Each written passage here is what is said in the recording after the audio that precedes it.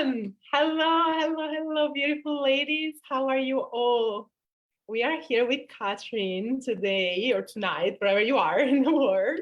And we are gonna talk about something super beautiful that I'm super excited to dive deep into. And I want to introduce you to Catherine. Um, we're going to talk about feminine liberation and so many other things, and I truly can't wait. So welcome, Catherine, to the community. Thank you so much for being here. Thank you so much, Manuela, for having me. I'm so excited for this chat. Me too.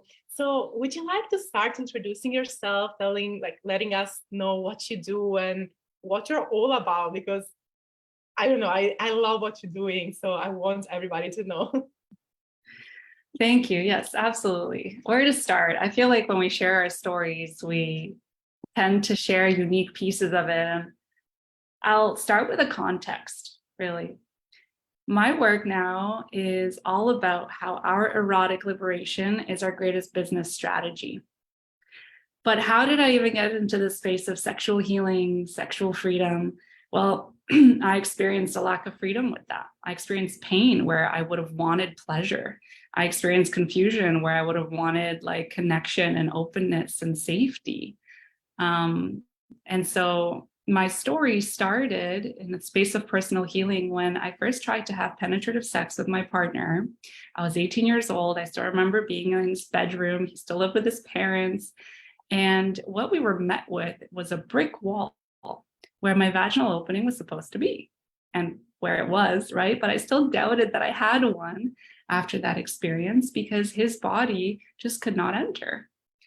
And that was so confusing. I was turned on. I felt safe with him. I loved him.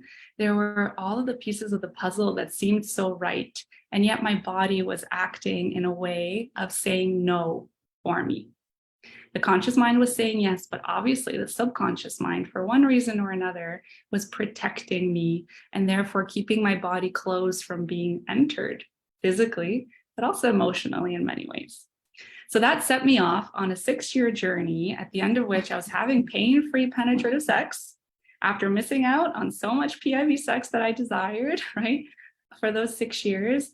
And I like to say often that that's kind of where my sexual liberation journey really deepened, because I started to notice, well, yeah, I'm having penetration, but I'm not really confident in the bedroom. I don't really know what I desire. I don't know what I want. I don't really know how to speak up for myself. Obviously, setting healthy boundaries was a challenge for me at the time. And from there, I started sharing my story. I started supporting women who are also overcoming painful sex, sharing online, first anonymously, right? Like we typically do, dipping our toes into it and then diving deeper. And for the last 5 years, I've been doing this kind of mentorship work, literally coaching and mentoring specifically on the topic of painful sex.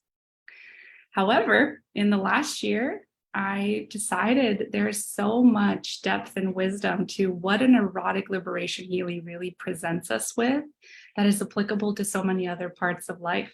In the way that we show up in the bedroom, yes, but in the way that we show up in relationships, in the way that we show up in our businesses and how we build our legacies. So that's why I've broadened the scope, and now I serve women entrepreneurs as well with embodying what I like to call the liberated and in love woman. So that's a bit of my story to start with. Thank you for sharing. I love it. I love how you were able to overcome all these challenges. Of course, it took a while, but I'm sure that in this period of time, there was so much growth for you, Yeah. and wow.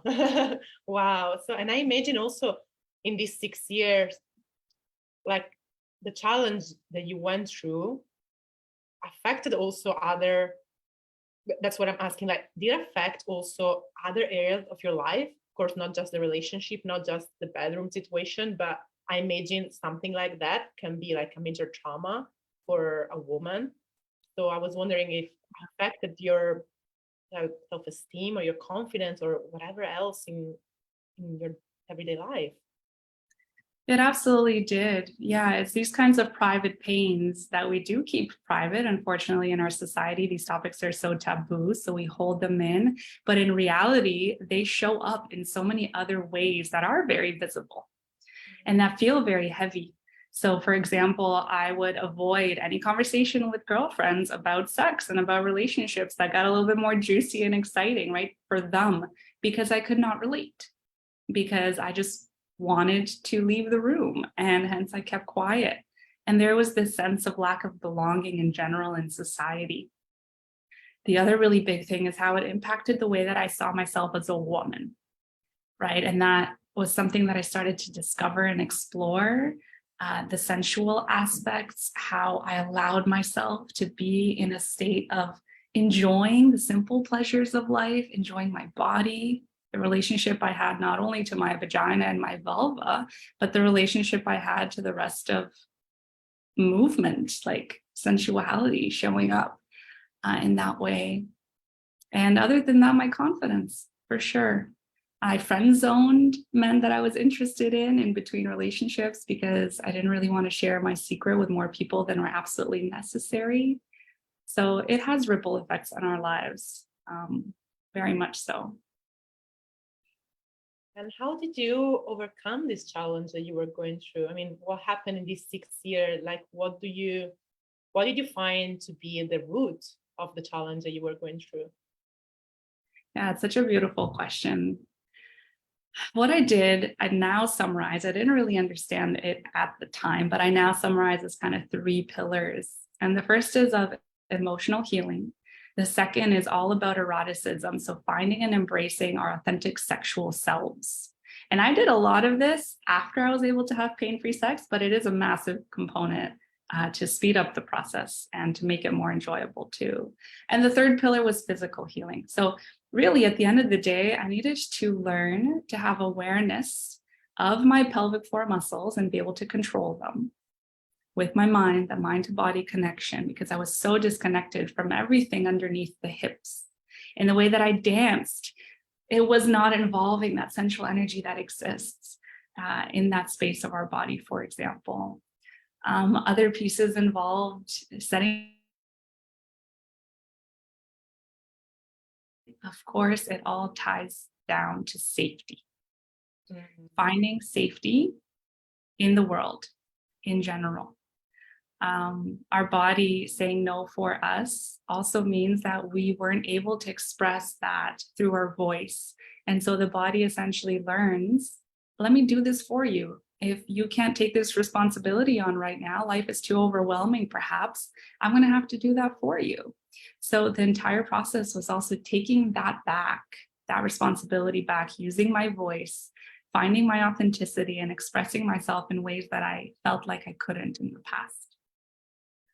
Can you relate to any of those things as part of the journey of the feminine way? 100%, 100%. I can relate to every piece, in different areas of my life, in relationships as well, in the bedroom as well. But like for me, it was in my whole world, I wasn't able to express myself, to express my emotions. I had to really, really, really learn first to connect and to accept my emotions, because I was super disconnected. I thought for some reason, for like how I grew up, for my family history, that I had to be strong. I had to provide for myself, and I had a very particular history in my family. And I think that somehow I took over the fact that I had to be strong for my mom while my father wasn't there, and these really made me feel disconnected by everybody, because I had to be strong. I couldn't show that I was sad. I couldn't show that I was going through pain, a bit for my mom, but also for my father, to don't show him that he was like hurting me, because I had to be strong. If you can't hurt me, I'm strong.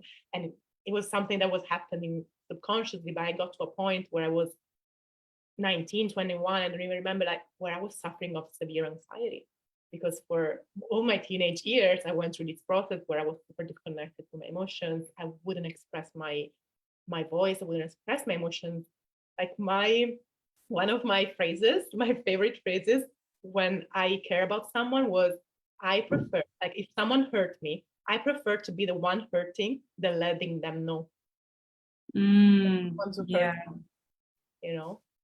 And I'll look back at that little girl right now and I'm like, wow, like I love you so much, but this is not how we do. Like, if you want to be loved, if you want a healthy relationship, if you want to feel good with yourself, you have to express who you are. You have to express how you're feeling. But there was a process for sure, like learning how to embrace vulnerability. And now it's something that I love doing. Like now I can cry freely like this, just at the bar. And people are not used to these emotions. People like see you cry and they start to worry. And I'm just like, I'm okay. I'm just crying. It's just emotions. Yeah. It's It's a normal part of the human experience. And it gets to be fun now. It gets to be actually an access point of connection to other people. Do you find that is that, that's has been my experience that your connection to your own vulnerability actually inspires a vulnerability in someone else? percent. And I think this is one of the main reasons why I started to share what I do, to started to do what I do. Because I remember when I was in pain, I was following a girl on social media. She was sharing her journey, her personal journey, what she went through, like her challenges. And in that moment where I didn't know what to do, I didn't know what my problem was, just seeing that she was sharing something, that she went through shit and now she was doing so well, now she was thriving. I was like, if she can share this, that means that I can do it too. Mhm. So for me, it was like I got inspired by someone. And now that I have the power, now that I got my power back, now that I know how it works, I want to share. If someone is going to be needing, if someone is going to be listening, it's okay. Otherwise, I'm just expressing my voice. There is a beautiful part of being human. There is a beautiful part of feminine energy, just expressing, you know? I think if you want to connect to your feminine, one of the things that you have to do most is expressing your truth, even if it's just in front of a mirror, like just express your truth once a day at least. And now Absolutely. I know. But Now yeah, we know. And we had to traverse down this journey of darkness to arrive on the other side, right? To shed light where darkness used to be. And I love that you have found safety in your expression in that way. Well, you also said strong woman, strong independent woman. I can relate so much. I can resonate with this term that I like to say, the alpha woman, right? We take on this identity of Miss Independent. I have to do this on my own.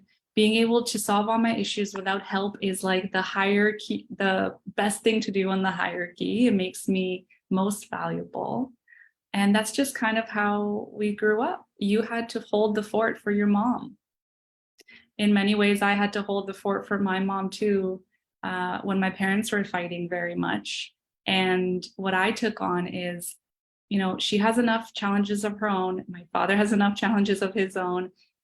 Who am I to bring my problems to the table, right? Let's not rock the boat.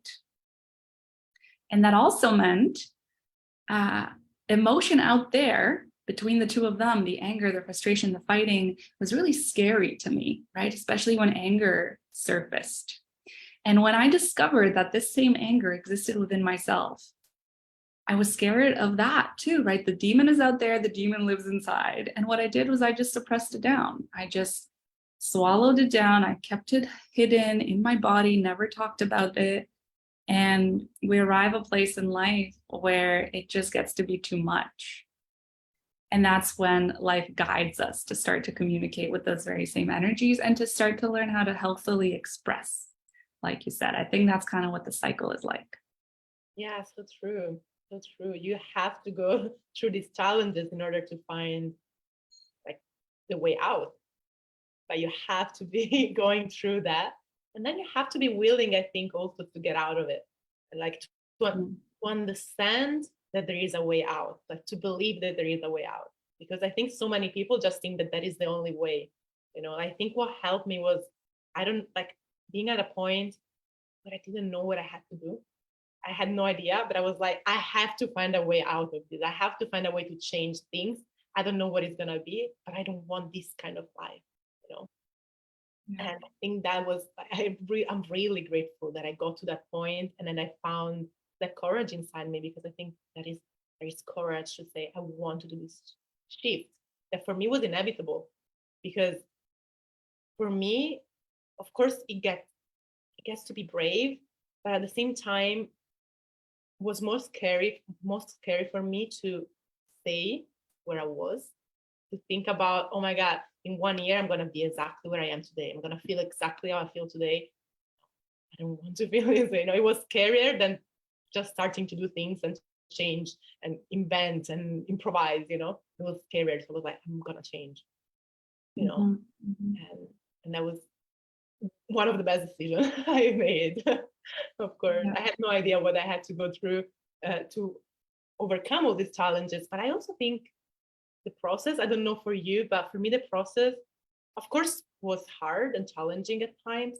But it's also so beautiful to like go through this process of healing. And even when it is intense, you get out of it and you're like, I'm releasing, I'm more connected to myself, I'm creating a life that I love, and it gets to be beautiful and it gets to be fun as well, you know. Mhm. It's really a weight off our shoulders. And I like that you said it gets to be fun.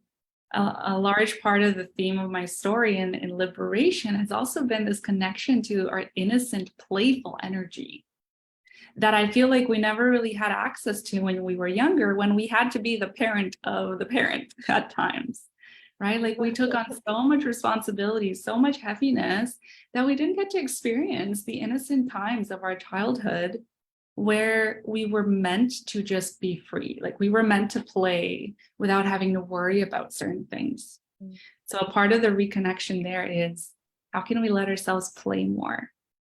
Maybe we want to dance, or we want to create art. We just gotta allow ourselves. But of course, that takes some emotional deep work. And it's not that easy, but it's possible and it's worth it. 100%, 100%. And I love that. Like, big part of my work is inner child healing. And the inner child is like the most, when you heal the inner child, your inner child gets to be the most playful and I don't know, like joyful part of you, is your true essence, I believe, is your like your soul before the conditionings, and it gets to be so beautiful, you know, and and it's just fun, to approach life with a with curiosity as a child, like he's discovering the world, and we forget that we are constantly discovering the world when we live in our conscious mind, always rationalizing things. We're projecting so many things that we don't realize that we are not in the present moment. We are not observing what is around us. While when you act like your inner child and you bring joy and you bring curiosity and you're just open to the world, wow, it gets to be so beautiful, right? Yeah. I'd like to unpack this piece that you just said about like not being in the present moment. Because it took me some time to really understand, how is it that some people feel so grounded and they can enjoy the simple pleasures of life, maybe the taste of their coffee or the warmth of a mug of tea in their hands, or like the wind in my hair as I was just sitting on the balcony earlier. And I feel like a lot of that ties back down to the nervous system, and how our nervous system has been in a state of survival, in the survival mode or fight, flight, or freeze, where my experience of painful sex, the vaginismus closing response really was a freeze. And anxiety sometimes is a freeze. Panic attacks sometimes are a freeze or a flight, kind of depending on the situation. But a really big principle to come down to when we're looking at the how to get to this space of enjoyment is working with our nervous system and downregulating the nervous system, helping us not feel so on edge anymore, as though we're always looking for where's the lion that's going to jump out at us, right? That's what the survival mechanism really is, in that state of always being on the lookout. For example, I used to get startled really easily, and that's one little flag that says, oh, look at your nervous system, like it's a little bit out of whack right now. So there's ways that we can work with that. And when we're at that place of balance, there's a lot more capacity to feel the little things, the little pleasures in life. Exactly. 100%. And thank you for talking about this, because it's a very important topic. And I also have a question that I was thinking about. Like you mentioned, feeling safety, right? Like your body was freezing in that moment. But you also mentioned at the beginning when you started that with the guy that you were with the first time, you were feeling safe, you were feeling loved. So I wonder, how do the things relate for people that are listening or watching? Like how it comes that you were feeling safe in the situation, but your body would still not feel safe. Yeah, that's a great question. And that really goes deep into an exploration of the difference between the conscious mind and the subconscious mind. So the conscious mind is responsible for 5% of our behavior. And that was my experience of the conscious mind in the moment that said, I feel safe. I know I'm safe. I love him. I trust him. Like, what could be the challenge here? What's the issue? It was my subconscious mind that was running the show in the moment. And it actually runs the show all the time. And it's responsible for 95% of our behavior. So if we envision an iceberg, it's everything underneath the surface of the water, that massive chunk. That is all of the programming that we've picked up along our lives. Mm. It's really important to know that the subconscious programs get recorded pretty much up until the age of 10 to 12 years old. And the subconscious mind is a little bit like this black box that's on record mode up until that age. It takes in everything we hear, everything we observe, everything we learn about the world from everything we interact with, including our parents.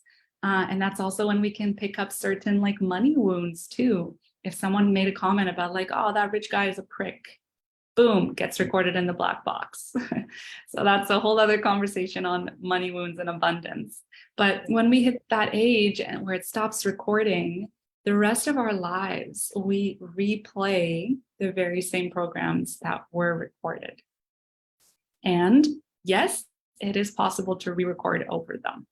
So there are multiple different modalities, and really isn't about the modality at the end of the day. It's about closing the loop on that trauma, feeling our emotions fully, processing everything that lives in the body.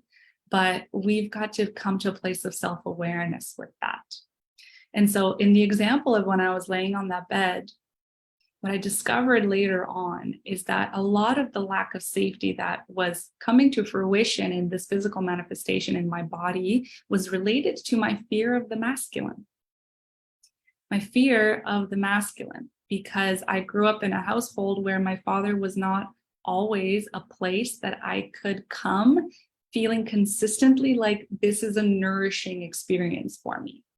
I was walking on eggshells, right? You never knew if they would be angry or not, if they would be overwhelmed with their own stuff, or they would have some time and space for me. So I took on the program that the masculine is not always safe. And I needed to be in protection mode. The shoulders come up, the pelvic floor tightens, the jaw tightens very often. Maybe we even clench our teeth or grind our teeth. Those are all little examples that we're holding it. So yeah, that's the difference there. What else might you add to that in your experience? Say again, sorry. What else might you add to that in your experience between like the subconscious mind? No, I think like I agree with everything you said. Everything resonates so much with everything I do and everything I know. Like our bodies, our physical bodies are a reflection of our subconscious, like constantly communicate to us. And I can't stress enough the fact that every symptom we have, like most of the symptom we have, are for like the root of the symptom is in our mind, is in our subconscious. You know? Like whatever it is, like maybe gut problems or headaches or like even more severe problems, they all started in the mind. And then we didn't take care of them, and we didn't take care of them, and we didn't take care of them, and they grew and grew, and then became severe problems, you know, or anxiety or panic attacks. We live in this society where if you have anxiety, they give you pills. If you have anxiety, they give you medicines. While it's actually, what is at the root of an anxiety? Why is this symptom coming up? You know, so I love the fact that you are unpacking all of these and like talking about emotional healing and talking about like creating safety in the body, but in the subconscious, and probably also healing the wounds with the masculine. You know, like we talk a lot about feminine energy in this group, but it's important to remember that we are a duality. We have both inside us, and probably if we don't feel safe in the presence of the masculine, we have a wounded relationship with ourselves too. Yeah, beautifully said. Yeah, and this is crazy because the first time that I got introduced to the masculine and feminine energy, it was like so crazy how it happened. I already was in the coaching industry, and I already had my first coach, and I overcame self-esteem problems, and I really was into self-care, and I was starting to achieve like goals that I had for myself, and it was like so beautiful. And the only thing that I couldn't overcome was binge eating or eating for stress, and I wouldn't understand why. I couldn't understand. And with my coach, we would work on it, but it was very masculine as approach. So it was like working with the mind and the mindset. And I was like, this is not working. Like, I don't feel understood in this, So I tried to figure it out by myself. And in that moment, in that period of my life, I had these friends, super spiritual. And one night we went out and they had this deck of cards, the one that you pull one and give you the answer. And I was like, okay, let's try.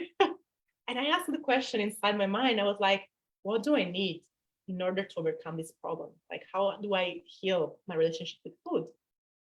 And I picked the card, and it was like masculine and feminine energy, like balance between the feminine and the masculine. I was like, what does it even mean? I was like, I'm curious because I think I don't understand the answer, but I think this is the answer. So I went through into this, and it was amazing. Like, what I discovered, what I found out is that I had a lot of resistance in letting go. I couldn't rest. I was constantly tired because I was always in doing, achieving. Because I had this example in my house when I was a kid, where my father was working from 6 in the morning to 11 midnight, and my mom was taking care of me and my brother while she was also working. But every time that she was resting, my father would get so angry at her. Wow. Yeah. And that was, I was feeling, I was experiencing this, I can't rest. So what would happen is that instead of resting, I couldn't think, I couldn't do anything. So I would eat to feel that I was doing something, to feel busy, to feel that void.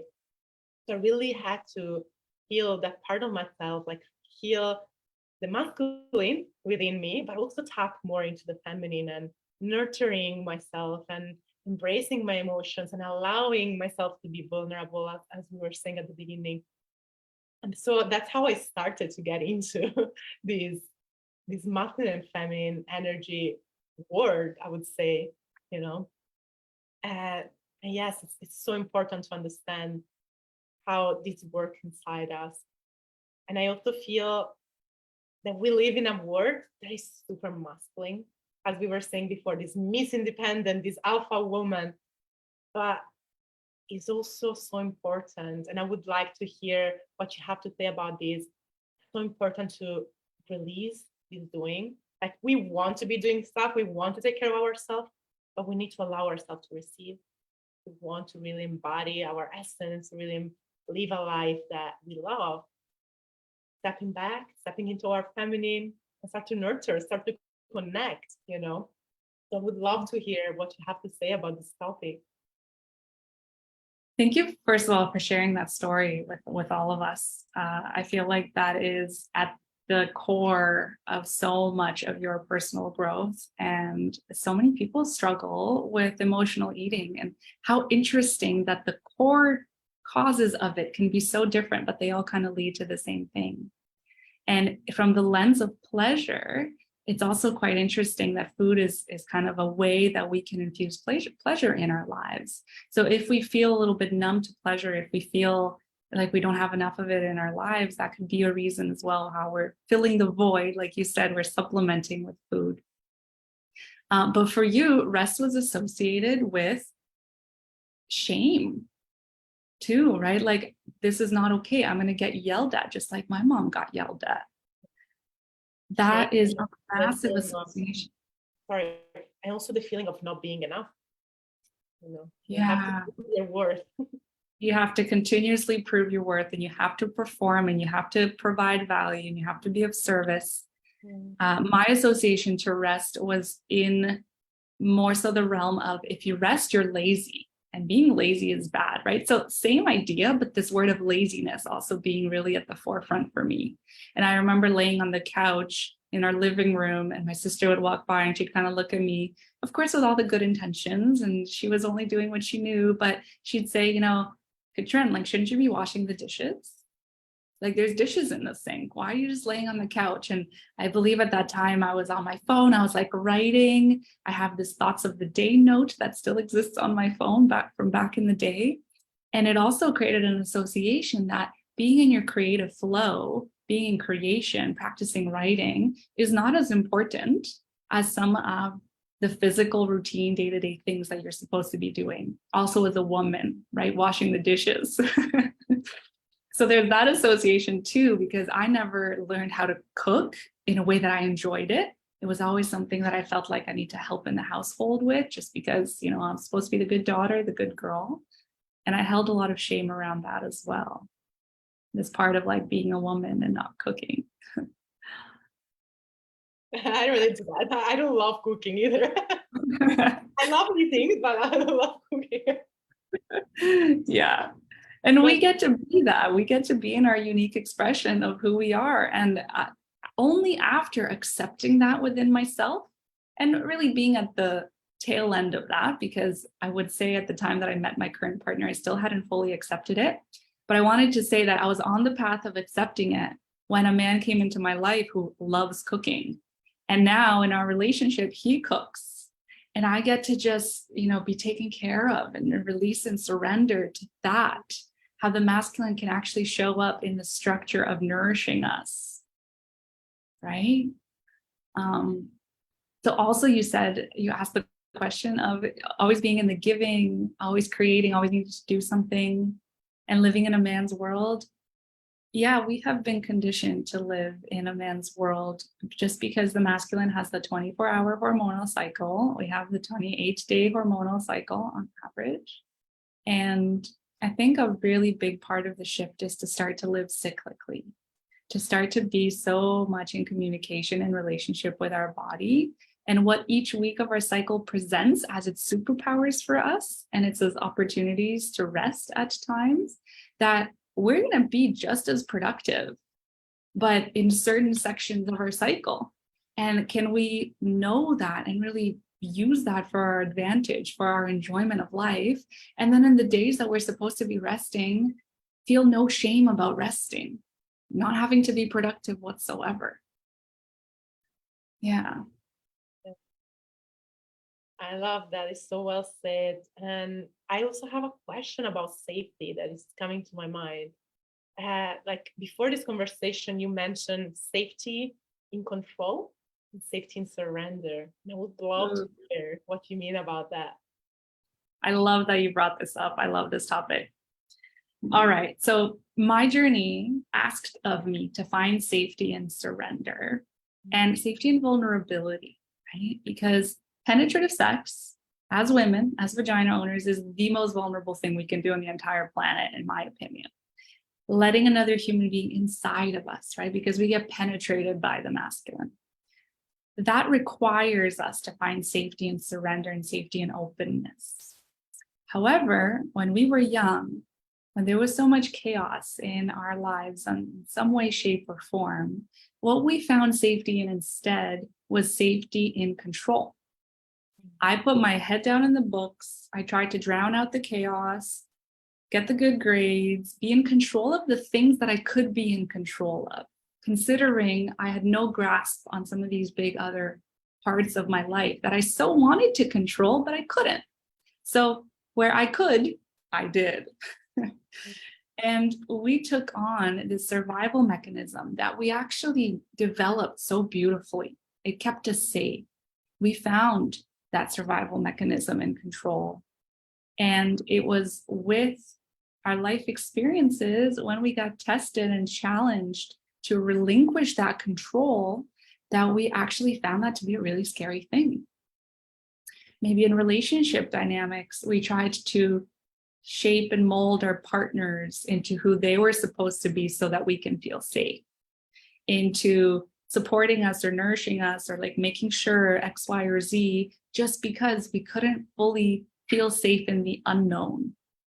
And really, relinquishing control really is allowing ourselves to open to the unknown and say, I'm going to be safe no matter what. I know that no matter what happens, I'm right here. I've got myself. I don't always need to be strong, but on a foundational level, I am a strong person. And no matter what comes my way, I'm going to be okay. And that safety in the unknown opens ourselves up to so much magic in the flow of life. But it really does come with having to relinquish control in as much of a safe way as possible, right? Because we can't do it like this. It comes in little steps, but there's so much beauty on the other side.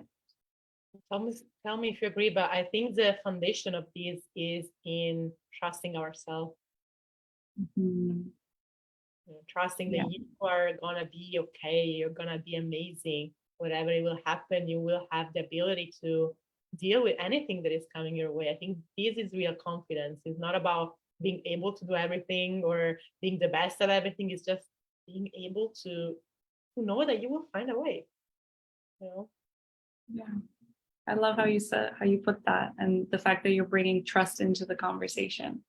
And it's trust of self. It's trust in here before we can trust out there. Sometimes we wonder, why can't I trust a man in a relationship? Well, it's because we don't trust the masculine inside of us. And we've got to develop that relationship first. Okay.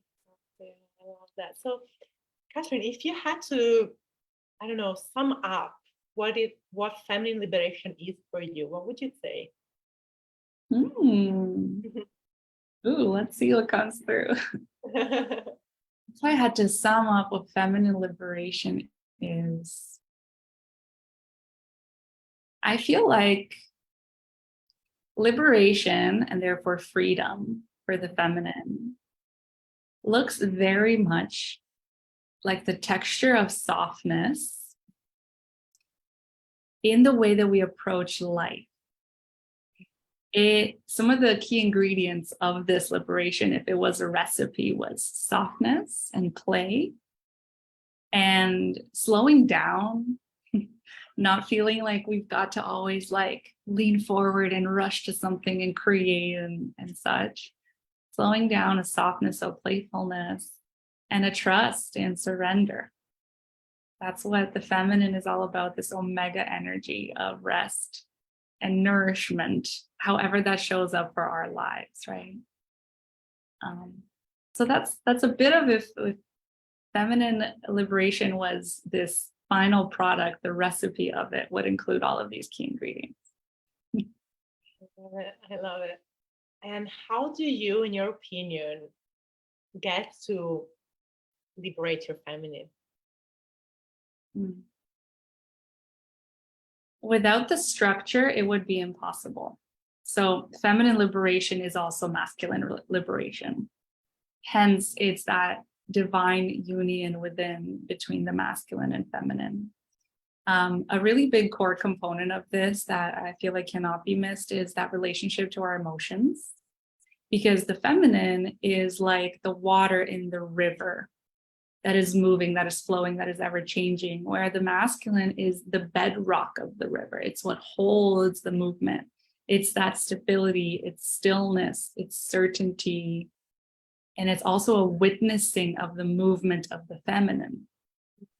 So for feminine liberation to be a thing, we've got to have that core holding within our own selves and the willingness to witness ourselves in whatever movement wants to take place. That might be witnessing ourselves in our grief. It might be witnessing ourselves in our sadness and allowing for that to be there.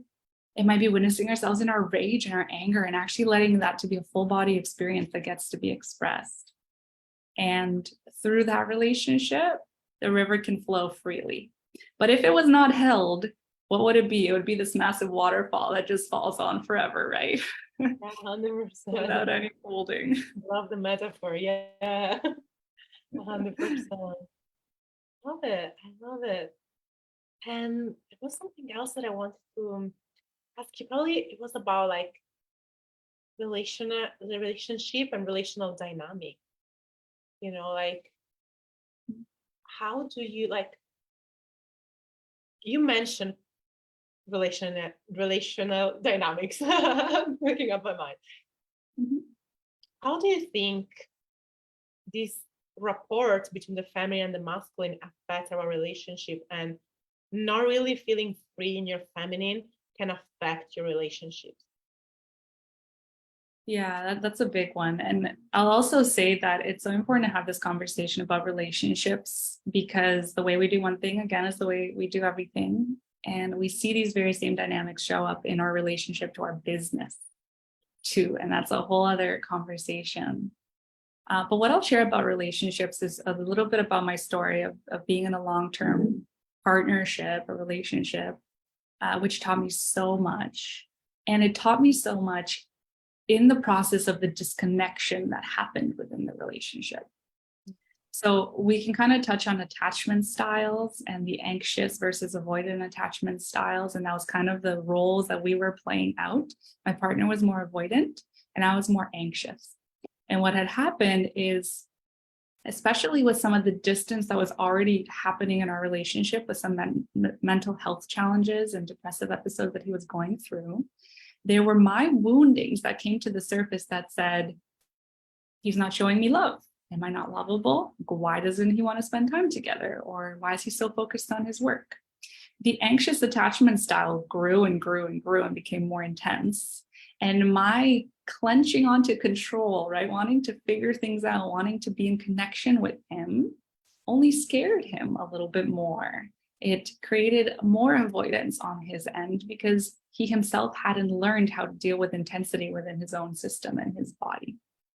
So the anxious tries to get closer, the avoidant goes away. The anxious gets even a bit more anxious, and that distance grows. Exactly. In the process of disconnection between the two of us, what had happened was, of course, so many triggers and traumas that came to the surface to be explored, but it was also a journey of finding ourselves. So losing each other came to us finding more of ourselves because we started to realize the differences that existed, the contrast that existed in our relationship, that then had us look at ourselves and say, well, I have been pretending to be someone to try to make my partner happy, rather than, let's focus on myself and see who I am and how I can actually bring my genius, my play, my fun, my certainty in myself to the relationship to add value to the other person, rather than to be triggered by the other person and all of these masks that we were wearing. So that's one way we could explore relational dynamics. There's so many other components to this. But again, one big thing I learned is, first of all, you can't change other people. We can try, but we cannot do it. They've got to have that inner desire to change themselves if they desire to, right? But the other really beautiful thing I was just talking about with someone is that if someone doesn't have the capacity to love themselves, they won't have any overflowing love to share with you. So if you're not receiving the love from someone else, how can we get curious about why that is? That it doesn't actually have to do with whether you're lovable or not. Because I had that come up of like, am I not lovable? But in reality, he didn't have enough love that he could share with me as a result of the chaos in his own inner world. There's a quote about that says, people can only love you like as the same, like at the same level of their self-love. People can just connect with you at the same level of their self-awareness. Like there's no way that you can go deeper if they're not connected to themselves. And I think for me personally, this also was true for myself. Like I couldn't feel love, not just because they couldn't love themselves, but because I couldn't love myself. Yes, I love that you bring that in. Yeah, because they could have been pouring their heart out, but if you couldn't accept your own capacity to love yourself, you wouldn't have been able to let that in. Yeah, exactly. So I feel like the connection with ourselves, the relationship with ourselves, how we relate to ourselves is the mirror for everything else.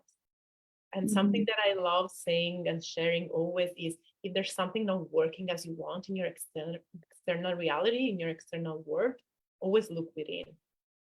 Mhm. Because that is the answer, because there's some parts of you that is creating that reality, in some way. Like if you're attracting that situation, if you are in that situation, you want that, you need it to be there. So what Mhm. parts of yourself are creating that relationship or that situation or whatever it is? And I think this is so important to remember, because I feel it gives you the power to be like, I can change that. I can't control everything, but I can change the situations or the people that I'm attracting into my life. Yeah, that is very wise. Thank you. It is the reflection of the external world that just hopefully allows us to say, well, if it exists out here, it exists in here. And this is where we start. And there's a beautiful book, Existential Kink. Uh, I love this book for exactly what you spoke about, is that really the way that the author puts it is having is evidence of wanting. If you have anything in your life as a circumstance, this is already evidence that the subconscious part of you, or also the kinky part of you that's getting pleasure out of that situation for one reason or another, actually wants it to be that way. So we have to tap into why, actually allowing ourselves to feel the pleasure of that random situation that seems bad on the outside, but is actually bringing us some sort of benefit, feel that pleasure, and then through that process, let go of that manifestation because it no longer serves us anymore, because it's done its purpose. It's done its job to deliver the message. And any emotion is kind of like a messenger that knocks on our door. Only if we open the door, we invite that emotion in, we get the message that I was trying to deliver. Only if we do this will it go on its way. But if we let that emotion keep knocking on our door, or we let it in and we don't process the emotion, it's just going to stay and it's going to be held in our body. So when the message is delivered, the messenger disappears. So well said. I love it. Thank you for sharing this. Wow. And Yeah. I have a question that does not relate to any of this. It's just my curiosity. Do you know your human design? Yes, I'm a manifester, a 1-3. Okay. I am a Emotion. I am a manifester, a generator what is the name? Generator manifester. I know it in Italian. I don't know how to translate it in English. Yeah, manifesting generator. Manifestor generator. Yes. And I Yeah. think I'm a 1-3 as well with emotional authority. So we're very similar in Oh, this. yeah. I was just curious because I'm getting to understand now how human design works. So now I'm, understanding, oh, let me see who she is. Let me see who she is. I'm super curious about it. So, well, Catherine, you've been super generous with your time. And I just want to thank you for being here. Is there anything else that you want to share with our community that we didn't touch base on, or like that you just want to, that you feel you want to share with us? Yeah. What I want to share is the invitation to get curious about some of the patterns in our lives, some of the patterns that may show up in our entrepreneurial journeys, that also exist in our familial journeys and experiences, that also exist inside the bedroom. It's all of those interconnections that teach us a lot about ourselves, and I feel like help expedite our growth on some level, if speeding it up is even possible. I feel like it happens at its perfect timing, but that's the reminder that I want to offer to everyone. Thank you so much. Thank you, thank you, thank you. And Catherine, I also know that you have some, first of all, if you want to share with us your links where people can find you. And also I know that you may have some gifts to give to our community. Yeah, absolutely. So right now on my website, there's a course called Safety and Love that's free right on the homepage, katrinwithlove.com. And it ties safety and love to my experience of vaginismus, but it's applicable to anyone who is a human being kind of exploring love and safety. So you're welcome to dive into that. And I just invite people to connect. I'd love to hear what kind of landed from this chat. And you're welcome to find me on Instagram. My Instagram is katrinwithlove. Or if the painful sex conversation feels relevant to you, Vaginismus Sisters is where my work on that is. Vaginismus Sisters on Instagram. Amazing. Thank you so much. Thank you so much for your time, for your wisdom, for your magic, for your energy. It was super beautiful to have you here with us, Catherine. You're very welcome. Thank you so much for having me. I really enjoyed getting to know you and going deep together today. Yeah, me too. Me too. I love it. I love it so much. Maybe there will be time for another conversation like this one day. I would love that. Me too. I All mean, right. have a beautiful rest of your day, love. And bye to everybody. Thank you for being here with us. Bye bye. Bye, everyone.